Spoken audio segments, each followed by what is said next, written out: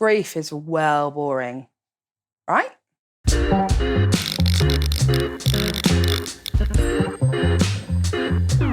I mean, we all think we want to be helpful and sympathetic, or maybe get mentioned in a big Facebook post that the grieving do as someone who helped me through my terrible time.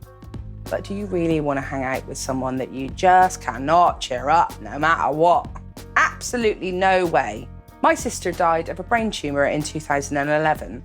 She had a fit on my dad in his car and he had to rush her into a walk-in centre in his arms. And it was lucky it was that sister who got rushed into the walk-in centre, because if it had been me, he'd have had to drag me in by my ankles. She died on April 24th, 2011, and I was the last person to get to the hospital behind secondary members of my family.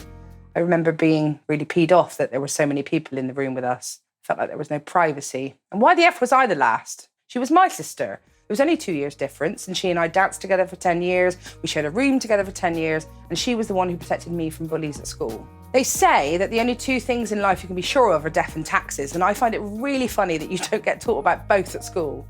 I learned how to grow cress out of cotton wool before learning how to comfort my parents.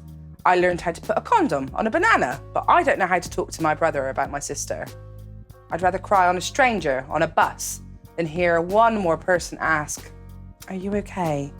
with that ever so rehearsed face of sympathy that people think they have to do because they saw it in 4 weddings and a funeral. My friends, of course, were very supportive, but 2 or 3 years of the same story, the same bad mood, the same sadness over and over again, it really wears people down. Life moves on, and so should you, if you can. There's some people that don't think they can, and that's perfectly okay. I hear people talking about how people dance around the subject of death, but I think since the rise of social media, people aren't doing that as much nowadays. These days, people love a bit of death. Grief trolls, I call them. People who get off on the drama of it all, you know? Ooh, yeah. Women are the worst offenders of this. I'm sorry, girls, but you are. Attaching themselves to the grieving and getting all up in our business so they seem very important during a really intense time. I mean, people really have no idea what to do. Also, I'll be perfectly honest. I'm 7 years out of it, and I can admit it now, but I love the attention. Don't get me wrong, I would have had my sister back in a nano-minute. I spent my entire childhood with this gorgeous older popular dancer sister taking all of the limelight, and now people were noticing me? Wow, I love it. The trouble is, however, when I got the attention I'd always wanted, it was now tainted with an emptiness that would never go away. The universe gave me all that I'd ever wanted, which was to be noticed, but I paid the price for it. Like someone comes over and puts a little top hat of poop on my good mood. Something will always rain on my parade. So I made up a way to cope with everything. I had this idea called Island Jade. I imagined that my life was an island, and it was my island. I am judge, jury, executioner, president, queen, prime minister, and God. If other people from other islands want to come onto it, they can.